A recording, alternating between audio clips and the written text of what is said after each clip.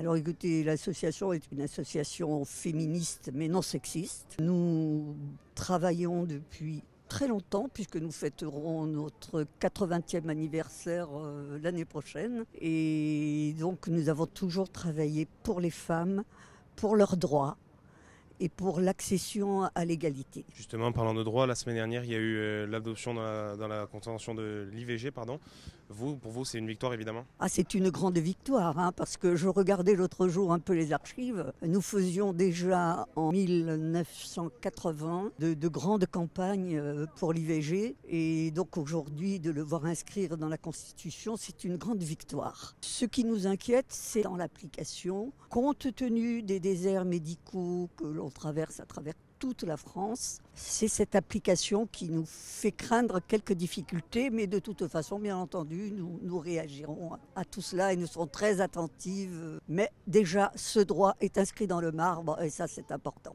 Vous avez parlé pendant votre conférence de presse de l'élaboration par les femmes solidaires d'un plaintomètre. Vous pouvez nous en dire un petit peu plus? Alors, nous avons créé ce plaintomètre parce que justement, les femmes renonçaient souvent à déposer plainte au prétexte que ce n'était pas suivi des faits, que ceci ou que cela. Donc, on a beaucoup travaillé à leur contact pour savoir quels étaient les freins qui existaient. Et nous avons élaboré ce plaintomètre en conséquence.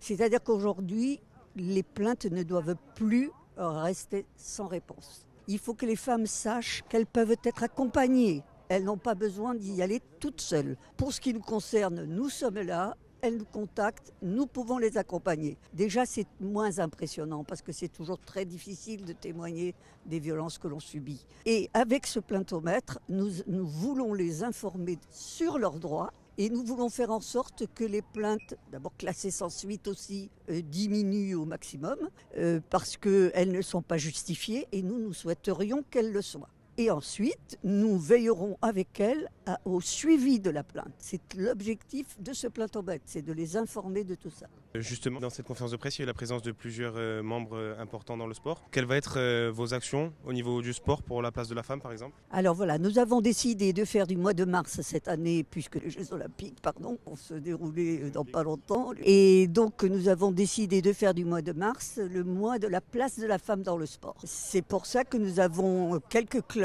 qui ont décidé de travailler avec nous, que ce soit le foot féminin, le rugby féminin, les femmes à moto, le tennis, l'athlétisme. Enfin, nous avons quand même un panel de personnes engagées dans cette discipline qui vont travailler avec nous et toutes ces actions se termineront par une grande conférence débat qui aura lieu à la salle polyvalente de Lupino à la fin du mois et où nous espérons que les participants et participantes seront nombreux pour faire le point de tout ce qui va, puisqu'il y a des choses qui se sont beaucoup améliorées, mais aussi ce qui ne va pas, de manière à nous permettre de poursuivre nos actions pour que les femmes aient une place à égalité avec les hommes, y compris dans le sport.